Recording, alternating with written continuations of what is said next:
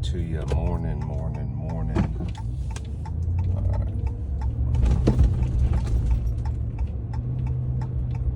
Good morning to you. Top of the morning to you. Nobody's coming to save you. Let's talk about it. Nobody is coming to save you. Let's talk about it. Wanted to make sure I got your attention. The video I uploaded of Guadalupe Peak, that was over the summer.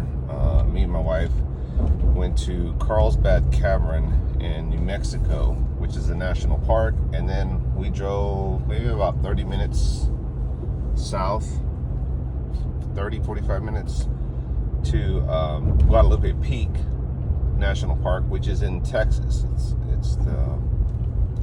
It's at the north tip of Texas, West Texas. And anyway, that hike, I was thinking about it last night, and I was thinking about how on the way back, well, in the video, if you look at the video when I show the second part of it, because I do a first and a second, because I have to use music that's on YouTube if I want to use it. I cannot upload it from another platform and try to upload it to TikTok because it'll ban or block the video.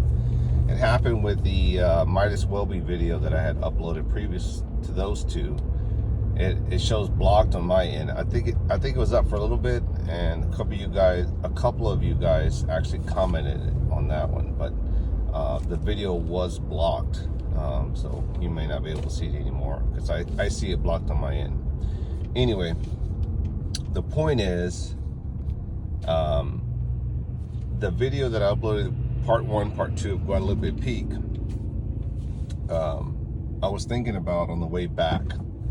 And on the way back from reaching the top, I actually got 2 cramps, one on my inner thigh leg that I had never had before, and I'm sure a lot of you know about that hike or run or whatever, and it's like dehydration, like a muscle tightening spasm, but it was like locking up, like I couldn't walk anymore, right? And I was like shit.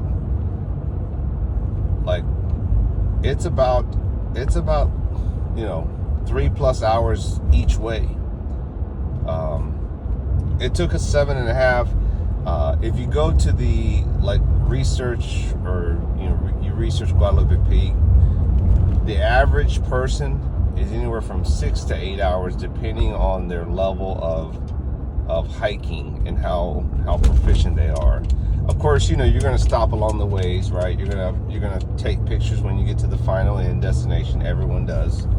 But you're exhausted, man. You are exhausted. And I have never hiked that long, and I probably never will again, unless it's some type of apocalypse, or I got stranded out in the middle of nowhere and I'm trying to find civilization again. Other than that, I probably will never do that again. And if I did, I would definitely pace myself for sure. But luckily, we had plenty of hydration fluids like water, Gatorade,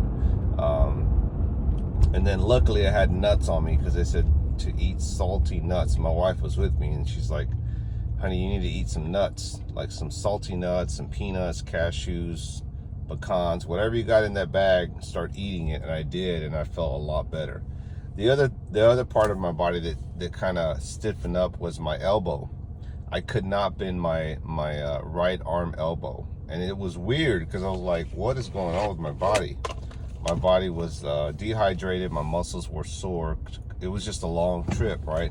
And at one point, or a couple times, I actually was carrying my wife's backpack because she was so exhausted. She was like, man, and I was like, I felt bad because I'm like, let's go do this hike or whatever. And I could tell she was like, man, I don't know if we should have did this.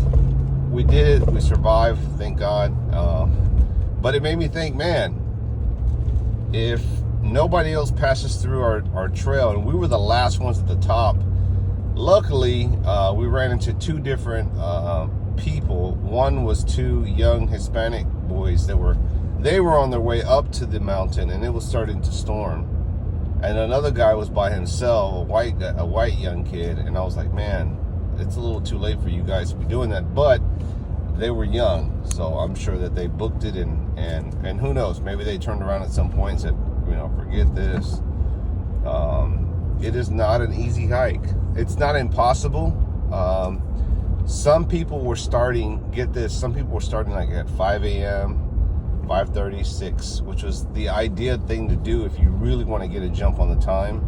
I would say if you can start off at 7, that would probably be great.